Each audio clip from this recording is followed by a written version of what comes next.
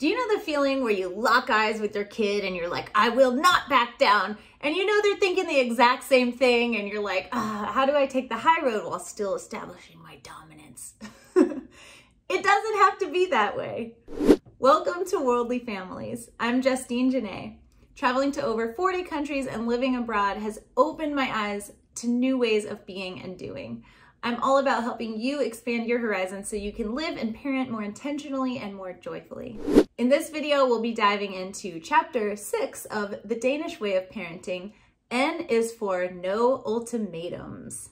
Here are the 15 takeaways from this chapter. I'll try and rattle them off quickly for you. 1.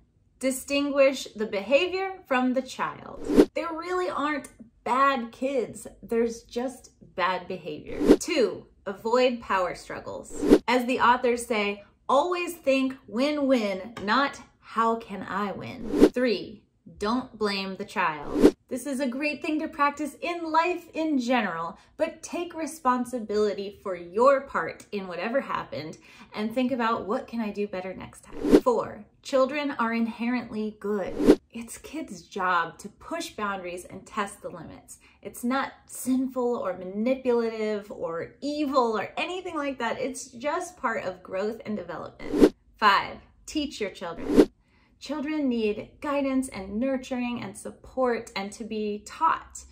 They don't need to be labeled as terrible, like the terrible twos, or sneaky or manipulative or whatever else they might hear you saying. The words you use matter and they stick, often for a lifetime, so choose wisely. 6. Reframe. Practice choosing a better story, a better narrative, and model that for your kids. Help them choose a better story that feels better and makes everyone more caring and happier. 7. What goes around comes around. If you're putting out frenetic, out of control energy, that is what you're going to get from your kids. If you're putting out calm, tranquil energy, you're going to get more of that from your kids. 8. Involve your partner.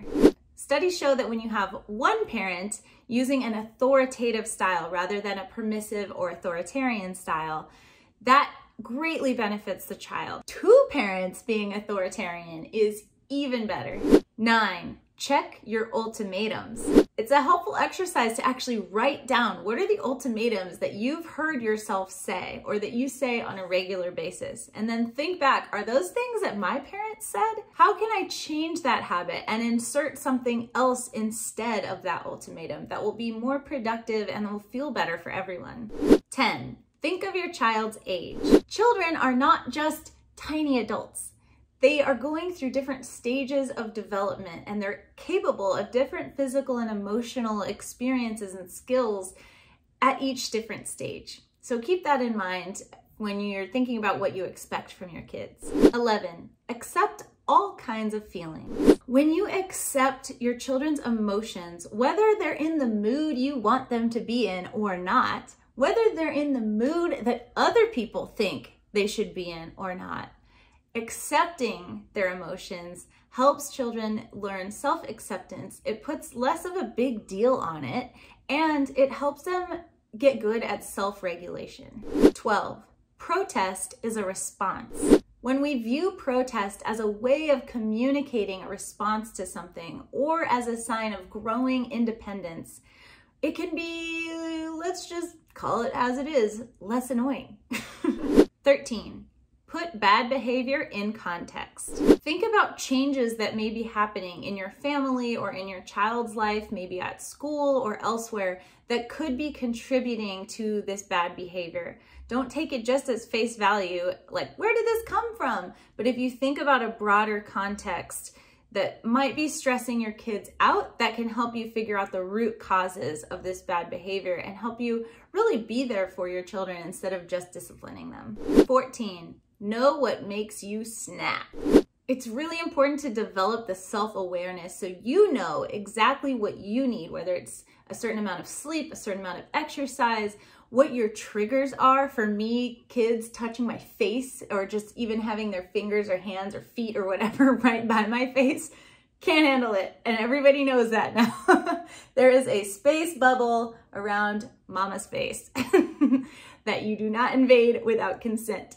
So knowing those triggers, communicating them so the whole family knows is really important. It also helps you model that self-awareness and boundary setting for your kids.